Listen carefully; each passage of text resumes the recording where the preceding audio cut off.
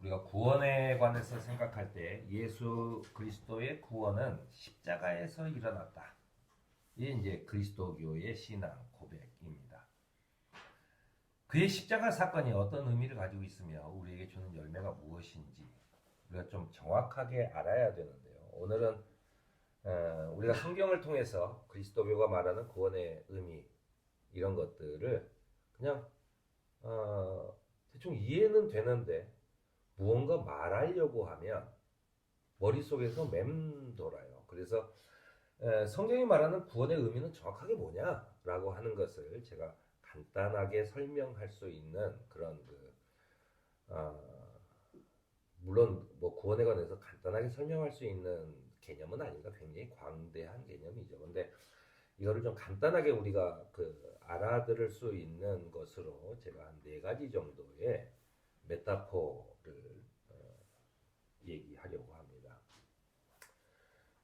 제가 메타포라고 하는 단어를 썼는데요. 이 말은 문학에서 쓰이는 말로 행동, 개념, 물체 등이 지닌 특성을 그것과는 다르거나 상관없는 말로 대체해서 간접적이며 암시적으로 나타내는 일이라고 합니다. 그러니까 어떤 개념이 있는데 그거를 좀 더 자세히 설명하기 위해서 그것과 관계없는 일들을 얘기하면서 이거를 설명하는 거. 그걸 메타포라고 하죠. 그거는 뭐와 같아. 그래서 내가 이야기한 그거는 이것과 비슷한 얘기야. 뭐 이렇게 얘기하는 것을 그 비슷한 얘기를 우리는 메타포라고 얘기를 합니다. 그래서 오늘 구원에 관한 예수의 십자가 사건이 우리에게 주는 메타포, 그러니까 우리가 쉽게 이해할 수 있는 것은 뭐냐라고 했을 때 저는 오늘 4가지 제사, 화해, 구속, 새 언약 이 4가지로 설명을 드리려고 합니다. 먼저 제사인데요. 제사라는 것은 구약 성경이 밝히는 이스라엘의 구원의 방식은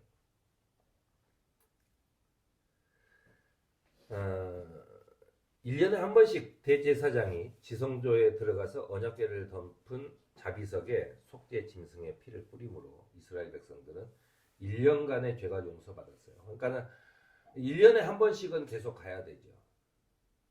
우리가 주일날 교회에 나오는 것도 교회에 나가서 내가 일주일에 한 번씩은 죄를 씻어내야 된다라고 생각하는데 그건 좀 이 제사하고는 좀 다릅니다.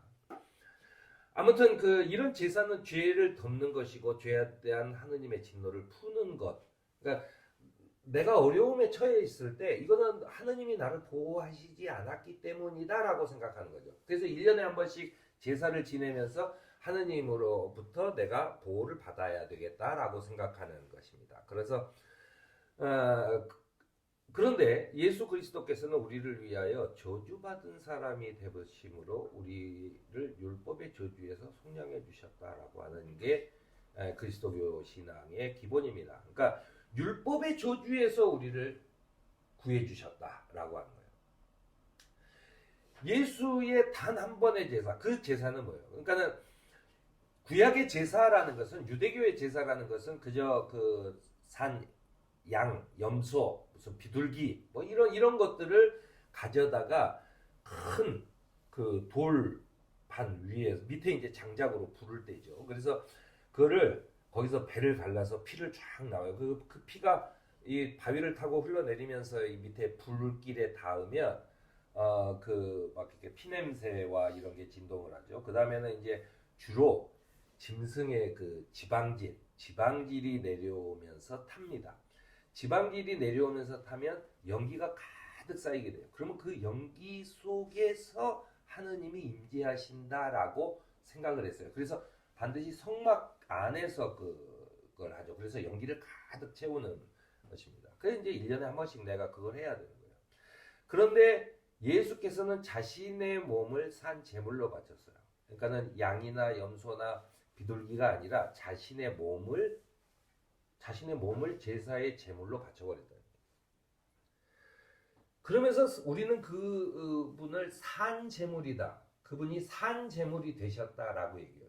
그리고 이 제사는 1년에 한 번씩 하는 게 아니라 이 단 한 번의 제사, 예수 그리스도의 십자가 사건, 이 예수께서 드리는 자기 몸을 아예 불살라서 드리는 이 제사를 통해서, 이 단 한 번의 제사를 통해서 지금까지 2000년이 흐르는 동안 지금까지도 모두가 유효하다라고 하는 것이 제사의 의미입니다. 그것은 유대교의 제사와 전혀 다른 거예요. 이 단 한 번의 제사로 그 모든 것을 풀어버렸다. 하느님께서 이제는 새롭게, 그래 너희 죄를 용서하마, 이제는 친하게 지내자라고 하는 것까지 다 받아버렸다는 거예요. 그건 앞으로도 유효해요. 끊임없이. 바로 그것이 이 예수 십자가 사건의 중요한 메타포인 제사입니다. 또 우리가 예수 십자가 사건에 대해서 이야기를 할 때, 그러면 이게 지니는 의미는 뭐냐? 그건 이제 화해예요. 화해. 예수 그리스도가 피를 흘림으로 우리의 죄가 덮어지고 그에 대한 그 하느님의 진노를 풀어버린 것. 그것이 화해죠. 그러니까 예수가 십자가를 지지 않았다면 우리는 아직도 하나님과 적대 관계예요. 근데 그 적대 관계를 한꺼번에 풀었다는 얘기죠.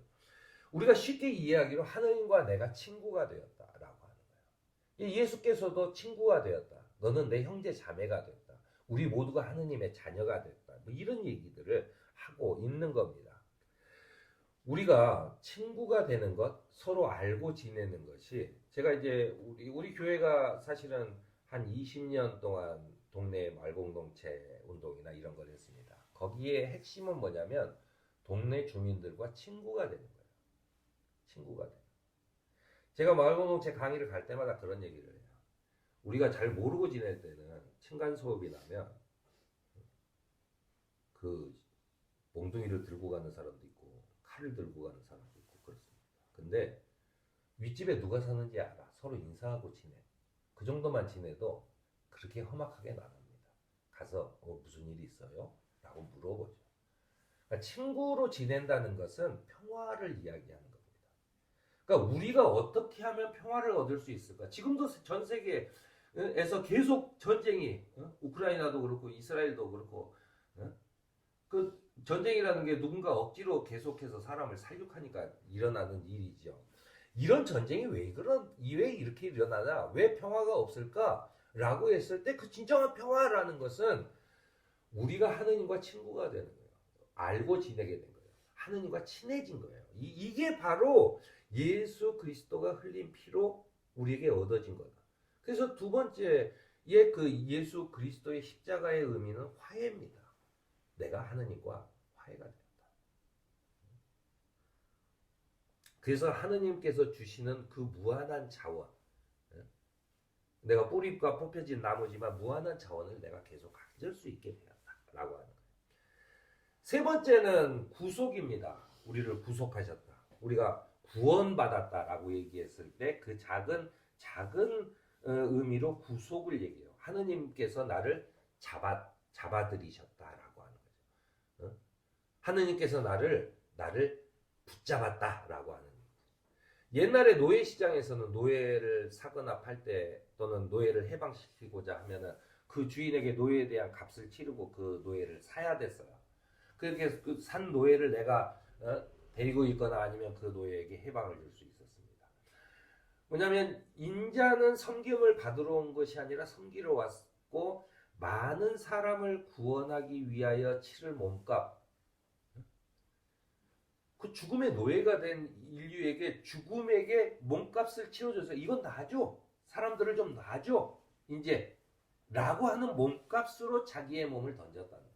예수 그리스도의 그 십자가 사건으로 우리는 죽음한테 치러야 될 몸값을 예수가 우리를 대신해서 치러준 거예요. 시샘말로 돈을 주고 죽음의 세력에서 우리를 건져내신 거예요. 그리고 나서 우리를 구속하신 거죠. 너는 이제 죽음에 속한 노예가 아니라 하느님에게 속한 백성이야 라고 하는 겁니다. 바로 그게 예수 그리스도의 십자가를 통해서 이루어졌다라고 하는 겁니다. 마지막으로 네 번째는 새 언약입니다.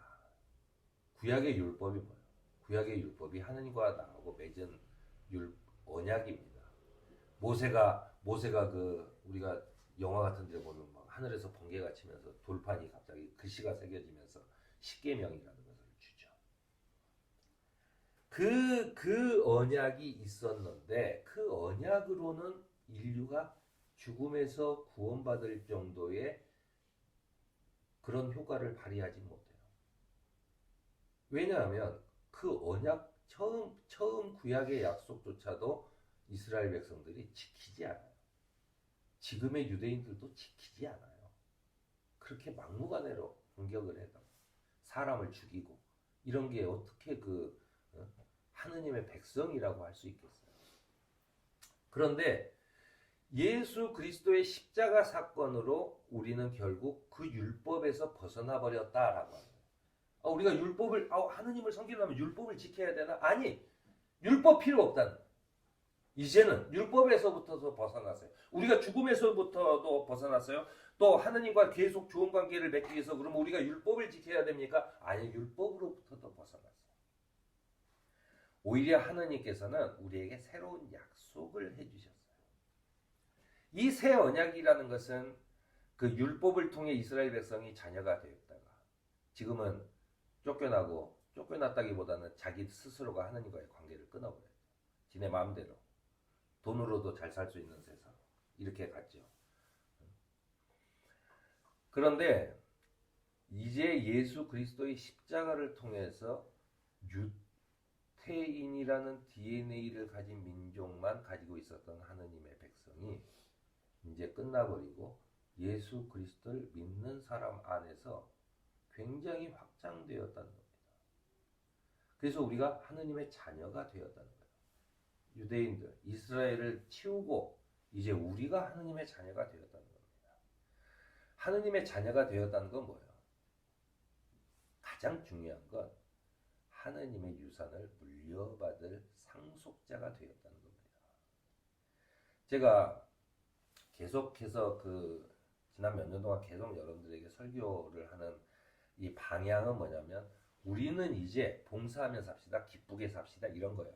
여러분들 뭐 하는 때는 기도하세요 하는 얘기는 제가 별로 안 해요. 왜냐하면